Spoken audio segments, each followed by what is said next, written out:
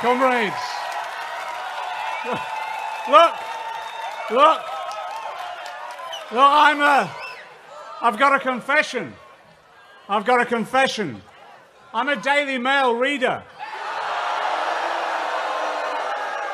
And when I read the Daily Mail, they said I'd be here on my own. We've proved them wrong. And we always will, and we always do. I want to thank some people. Who organised today. I want to thank one of the best socialists I've met in my life, Ian Lavery MP, who's put so much work into this. I want to thank Carol Linforth and the Labour Party's organisation team, the events team, for all that they've done. I want to thank Jeremy Corbyn's Leader's Office, and in particular Marsha Thompson, who put so much work in today.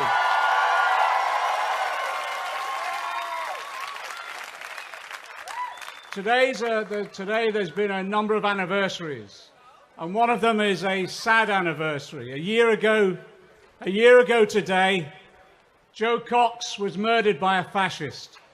We will always remember Jo for her contribution to society.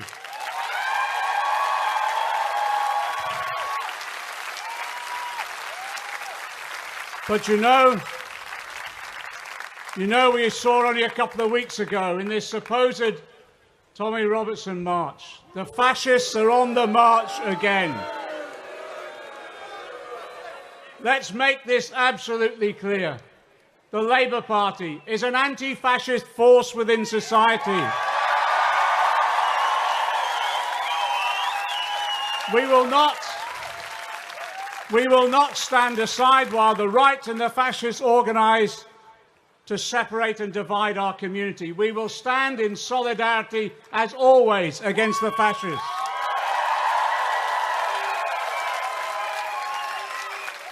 This week was another sad anniversary. This morning I went on the march for Grenfell Tower. And as on the silent march last week and every month, we met the families. And we met those heroes, the courageous heroes of the FBU, who ran into that fire to save lives.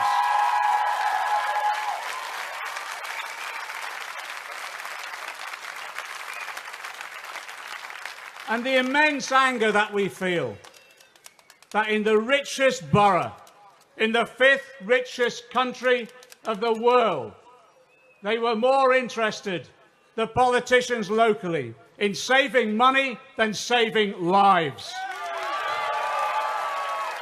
So I said this morning, on behalf of the Labour Party, to the Grenfell residents, some of whom haven't even been housed yet, that we will stand with them until they gain truth and justice from this inquiry.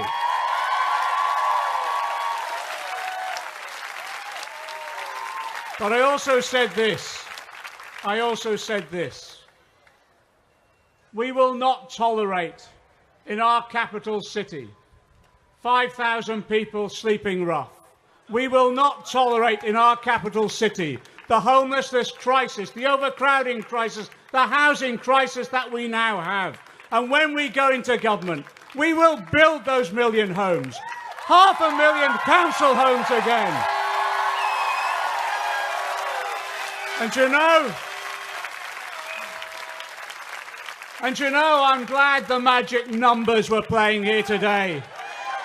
Because when we put the numbers together, it will be magical what we can do for society. We will transform it. Because I'll find the magic money tree, and it will be the rich and the corporations paying their taxes again.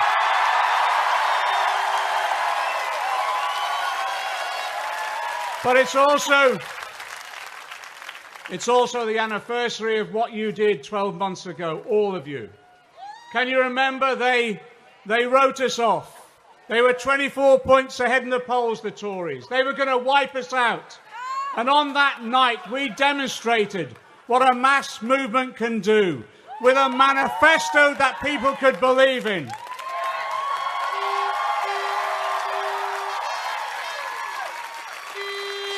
A manifesto, yes, that will ensure we fund our NHS, that we end the privatisation, that we build the homes, we restore trade union rights, and we become a force for peace in the world once again.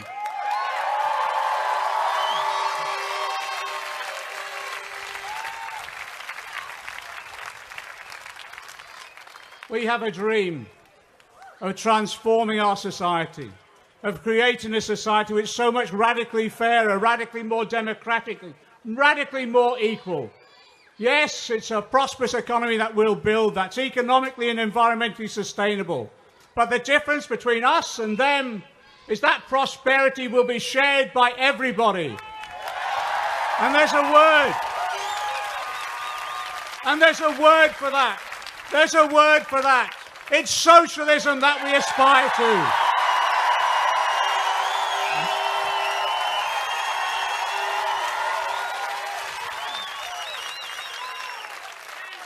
I'm going to introduce shortly someone who played his own minor role in this whole exercise. But before that, we're just going to watch a video.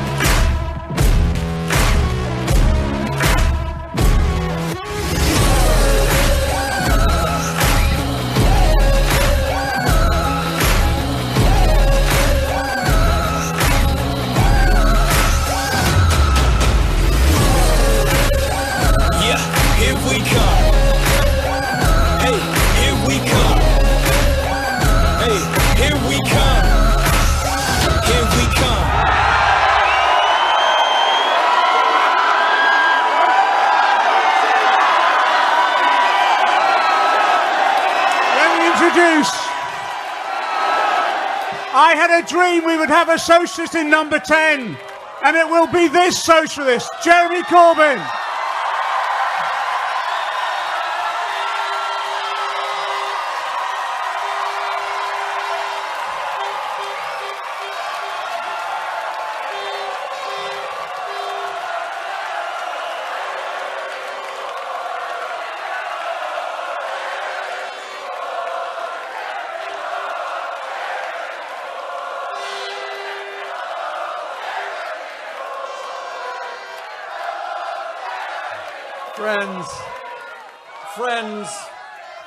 Friends, to love, to be loved, to never forget your own insignificance, to never get used to the unspeakable violence and the vulgar disparity of life around you, to seek joy in the saddest places, to pursue beauty to its lair, to never simplify what is complicated or complicate what is simple, to respect strength, never power, above all, to watch, to try and understand, to never look away and never, never to forget.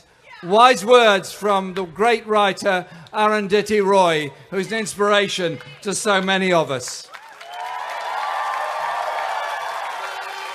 Thank you, everyone, for being here today. Thank you for the massive contribution you're all making to this event.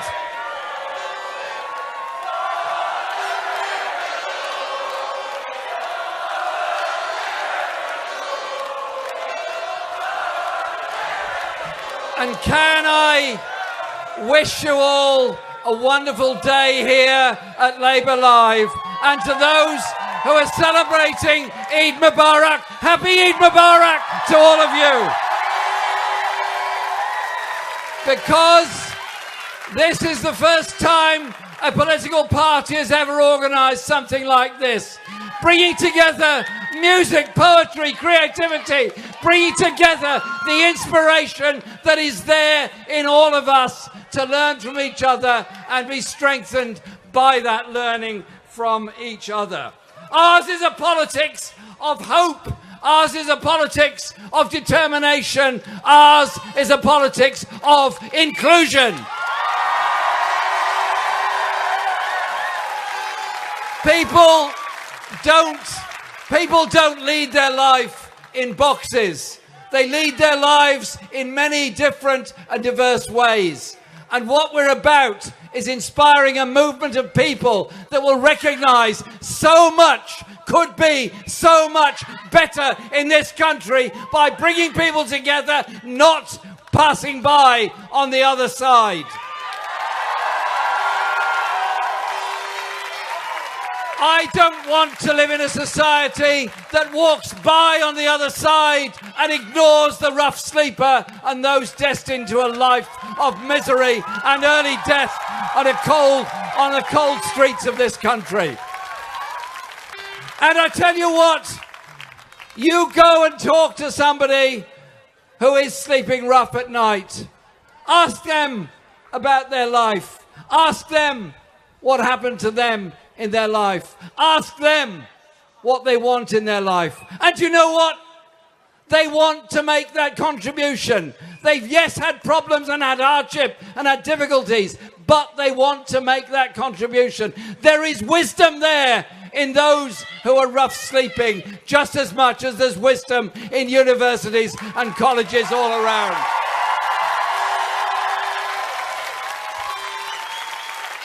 And a society that recognises the stress that so many of our young people go through, the stress of an over-competitive education system, the stress of league tables, the stress of continually being told they're on the verge of being a failure. Well, in my book, nobody is a failure. We support everybody.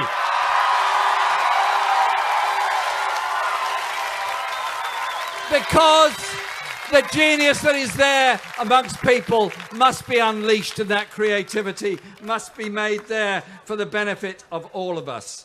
I don't want to live in a society that creates the most disgraceful levels of inequality between the richest and the poorest. I don't want to live in a society that is building luxury houses and flats to keep them empty, that somebody can make a profit out of them while there are homeless people sleeping on the streets outside. We need and can do things very, very differently if we want to. And that is what brings us together. The Labour Party now has 550,000 members, the biggest it's been in my lifetime. We are a proud and determined party, and now the sun is coming out on this wonderful event of Labour Live. Coming out because we are determined to change and transform our society. John mentioned the anniversary this week of Grenfell Tower and that terrible fire that took place there. Wholly avoidable, wholly preventable in the richest borough in Britain, with the poorest people in the richest borough in Britain. And a year on, they still haven't paid to remove the dangerous cladding from other tower blocks around the country. They still haven't fitted the sprinklers that are there. I tell you what, we are absolutely determined that we will go into government to build those council houses that are needed. To regulate that private rented market, and to say to young people, yes, You need and deserve a decent place to live. And yes, you will get a decent place to live because we will mobilise the resources to make sure you do. Because the housing crisis, yes, of course, affects the rough sleeper, but it also affects the child growing up, sharing a bedroom with 2 or 3 siblings, unable to study, to do their homework, to live any kind of personal life. And because of the insecurities of their housing, may well move after 6 months and therefore have to move school. Having somewhere to call home is something very, very important. Increasingly, there are many who do not.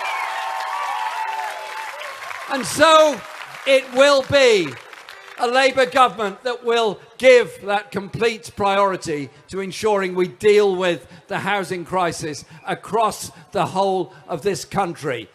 We've done it before, we will do it again. You cannot leave it to free markets and a Tory government. They will not do it.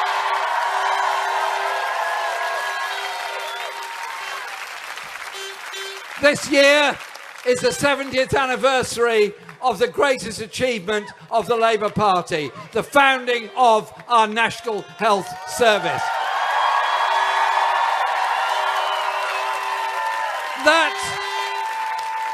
That socialist principle that healthcare is provided free at the point of need for everybody, irrespective of their means, their money, their wealth, or anything else.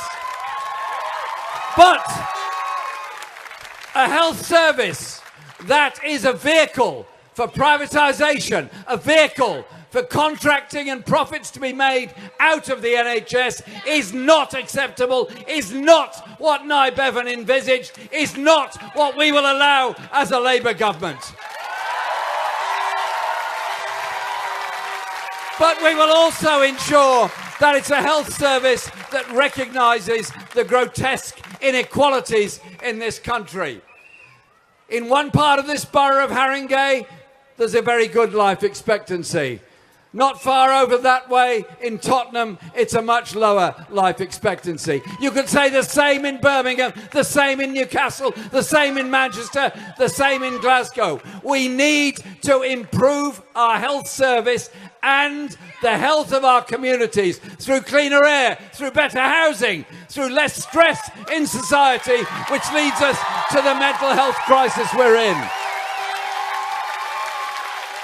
And that mental health crisis is a crisis, partly medical, of course, but it's also brought about by the stress in society. The stress of not knowing if your job will be there next week, not knowing if you can afford to eat properly this week, not knowing if you've got a voucher for a food bank. And a quarter of our population at some point in their life will have some kind of mental health crisis. Sadly, too many young people, particularly young men, take their own lives in desperation and in isolation. So we invest in mental health, of course, but we also change the way we live and the way we run our society.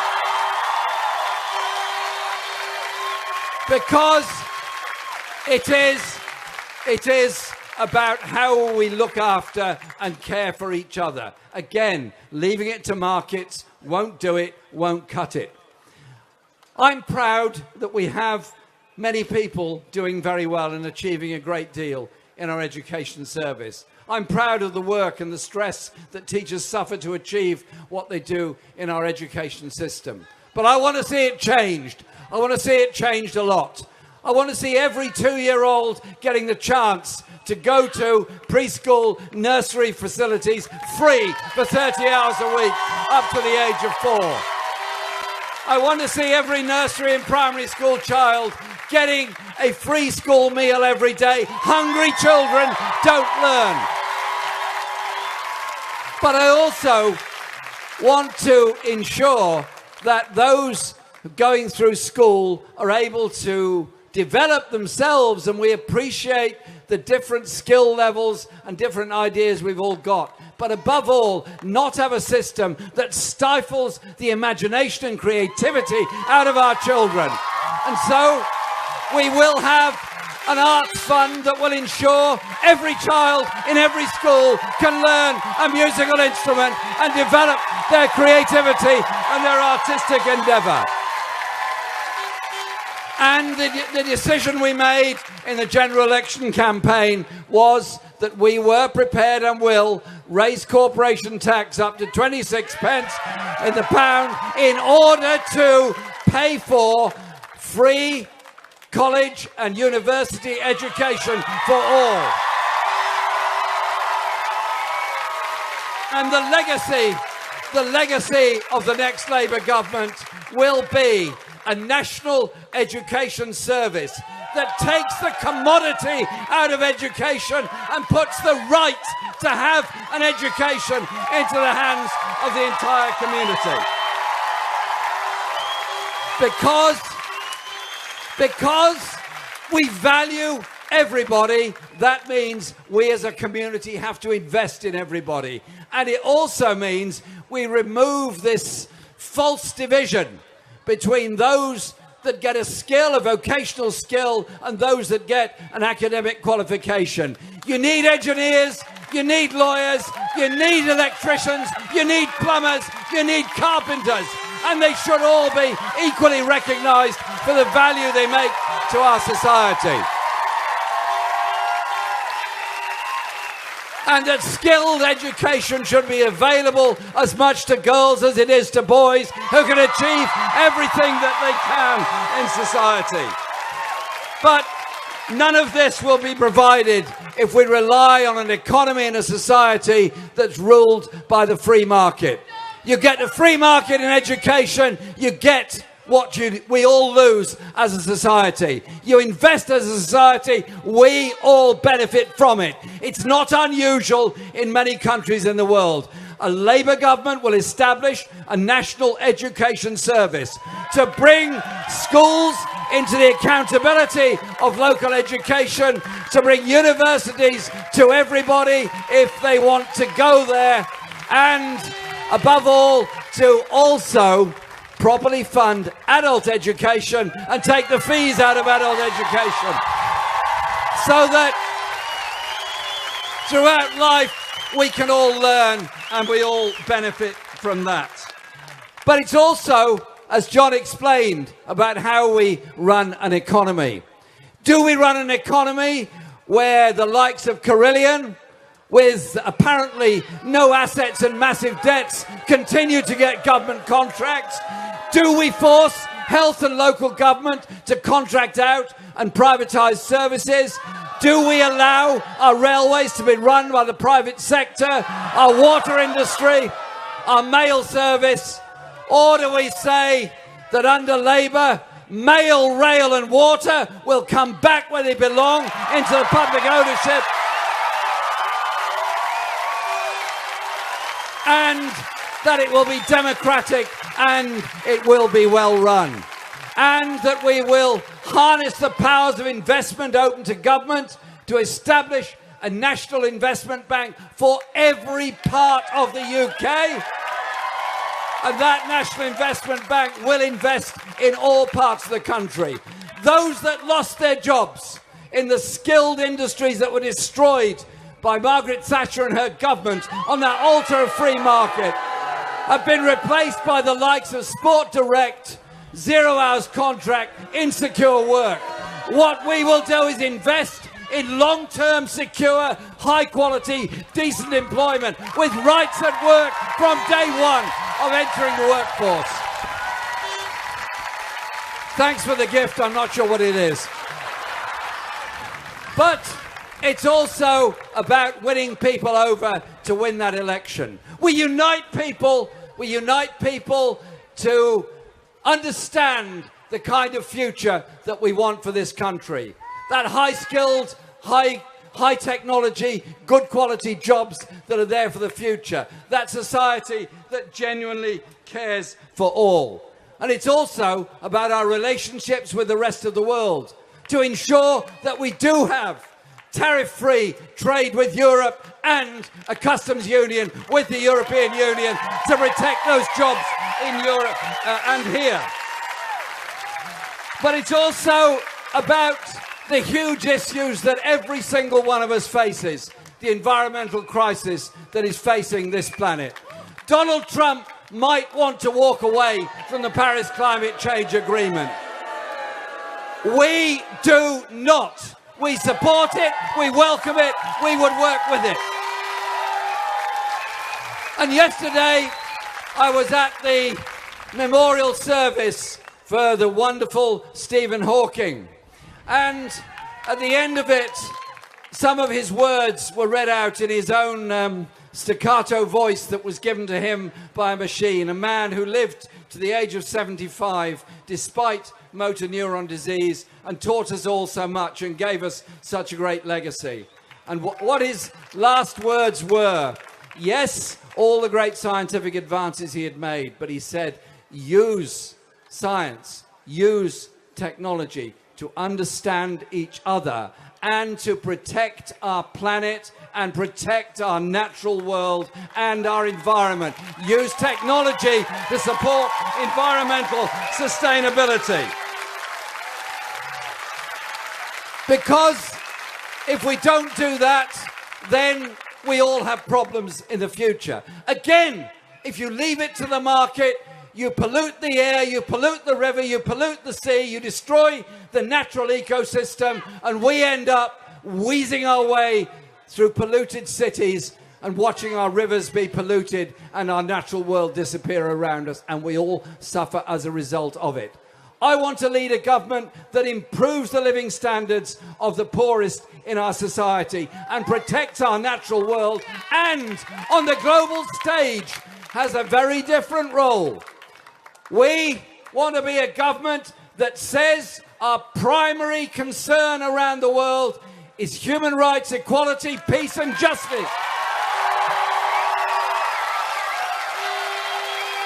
And that we do not see refugees as a threat. We see refugees as people who have suffered from wars that in some cases have been created by the West. You look to the causes of war in order to prevent war in the future. But we do that by uniting amongst ourselves.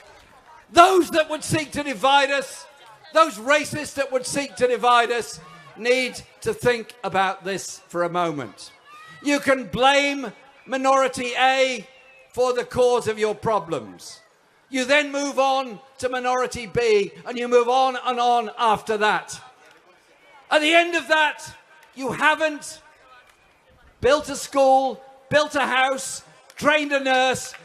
You haven't achieved any improvement in your society. All you've done is divided people with hate, with distaste, with disdain, and with nastiness.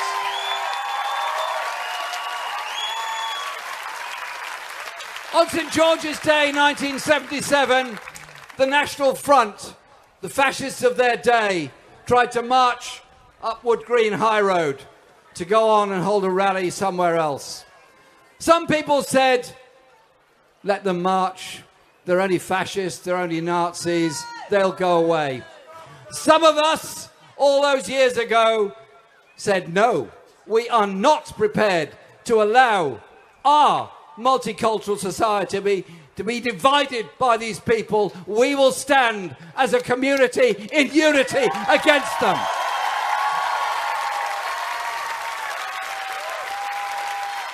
The far-right rise in Central Europe and other parts of the world has to be challenged. Challenged by recognizing we are different, we are diverse, we have different backgrounds, we come from different countries, we have different faiths.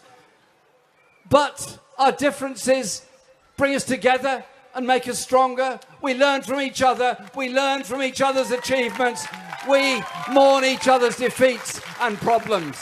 But together we're a very strong society. Never, ever allow any racist to divide us. We will never tolerate it.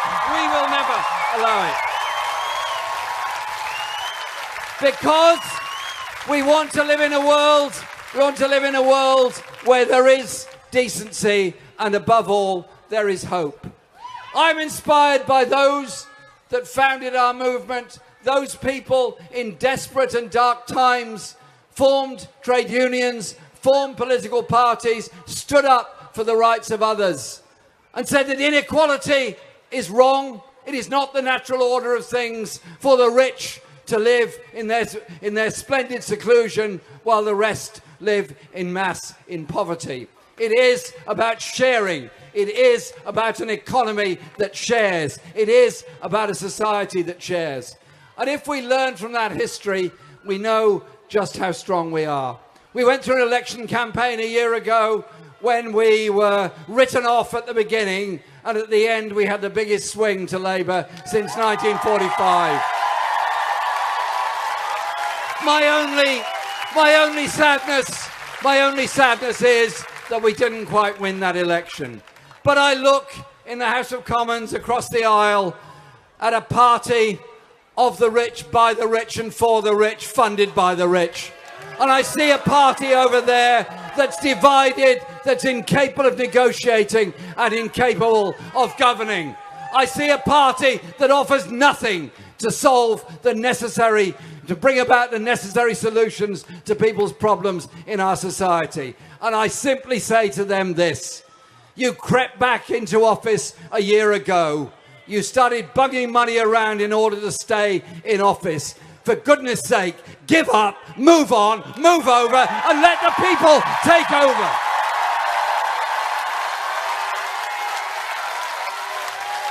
And we learn from those that give us lessons, sometimes in the greatest and most difficult days of adversity. Somebody who's inspired me in my life has been the great Chilean musician Victor Jara. And after the military coup took place in Chile in 1973, he was taken to the stadium in Santiago with his guitar, which he'd done so much to inspire people. And the military broke his hands to stop him playing his guitar. He wrote this poem in that stadium. I don't sing for the love of singing or because I have a good voice. I sing because my guitar has both feeling and reason. It has a heart of earth and the wings of a dove. It is like holy water, blessing joy and grief.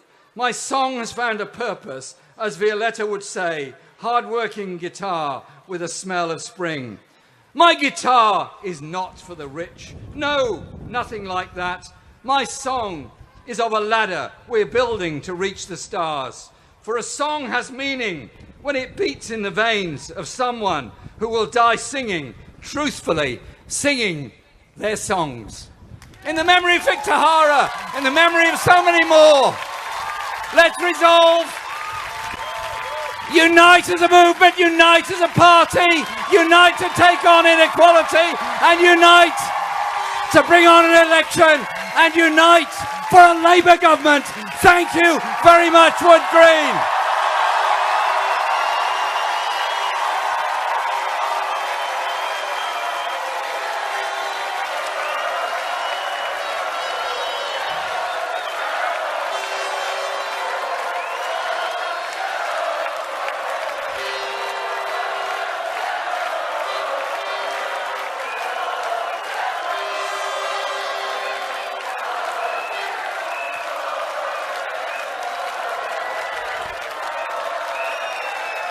Can you put your hands together to thank everyone, and I mean everyone, who worked so hard to put Labour Live together? They've done an incredible job. Thank you. Thank you to all of them. Thank you to all of you.